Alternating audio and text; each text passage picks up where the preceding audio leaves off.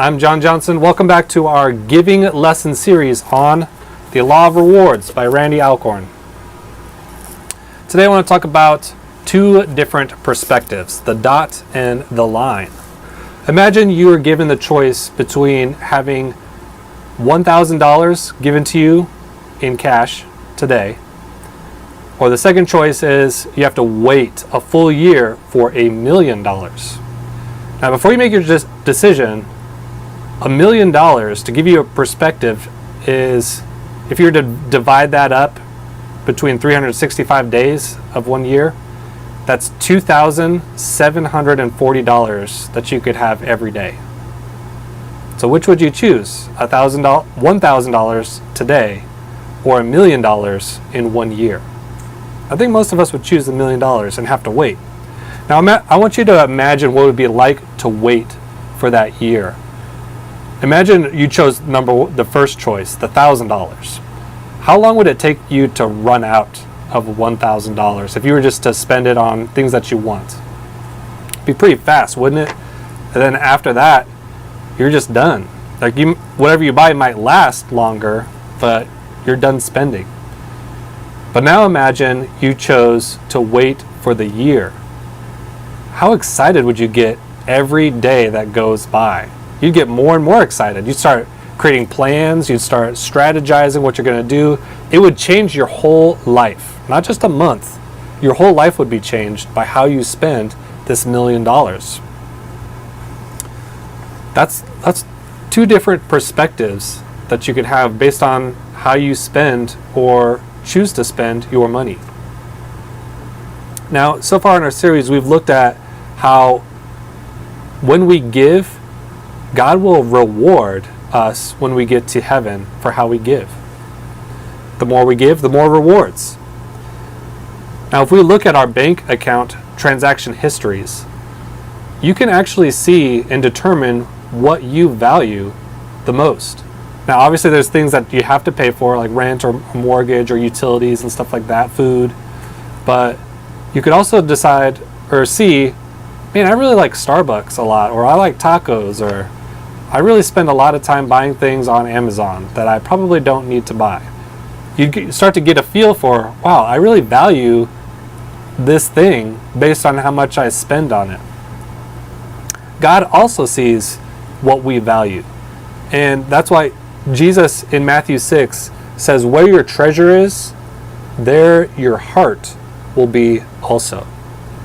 What do you want God and you to see as far as giving to church, giving to the ministry, giving to the furthering of God's kingdom? What would you like to see that you value? Now I want to talk about momentary sacrifice and eternal gain. In Hebrews 11, verse 13 through 16, I want you to think about momentary sacrifice and eternal gain from this passage. This is the Hall of Faith chapter, Hebrews 11. In verse 13 it starts, all these people were still living by faith when they died. They did not receive the things promised.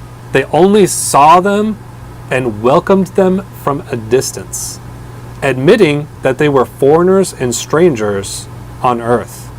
People who say such things show that they're looking for a country of their own. If they had been thinking of the country they had left, they would have had opportunity to return.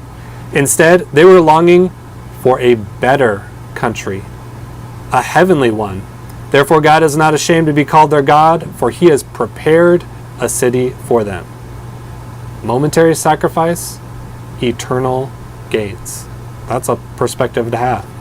In 1 Peter chapter 1, verses 4 through 9, it says about an inheritance that can never perish, spoil, or fade.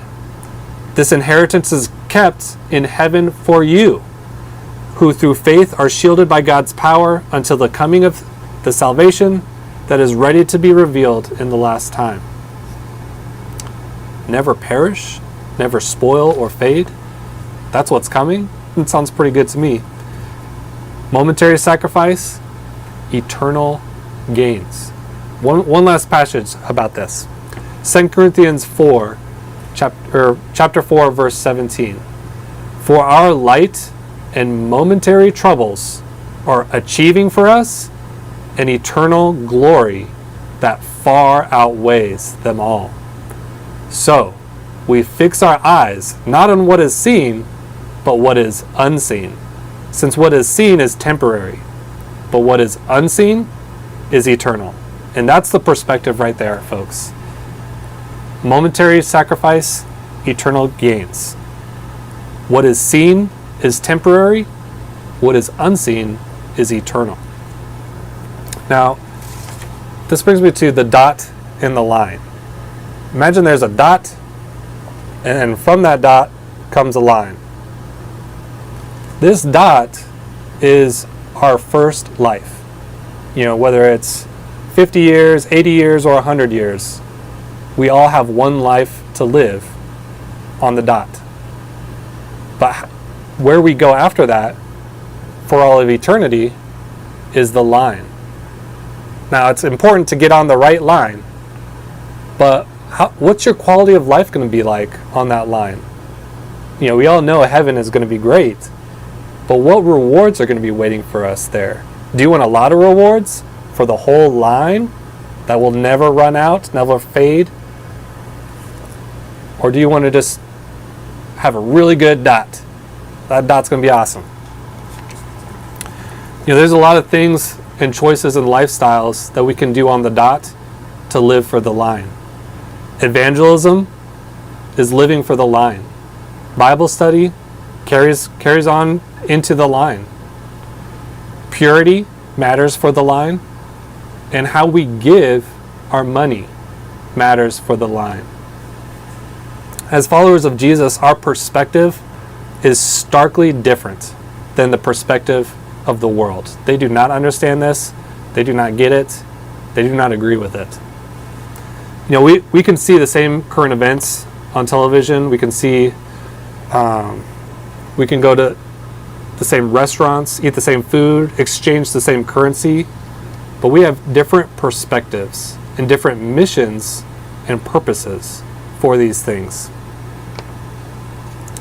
One of these perspectives that the world has is they look in life in the short run, the dot. We look at life in the long run, the line. When our eyes are set on eternity, the news that someone makes Jesus Lord of their life is better than any raise, new car, new house, any other these little things that don't matter in the long run. Someone saying Jesus is Lord, that's going to be with us for all of eternity. Every day, the person whose treasure is on earth is heading away from his treasure. But every day, the person whose treasure is in heaven is heading toward his treasure. Which direction are you heading towards? And where is your treasure located? Thanks so much. Have a great day.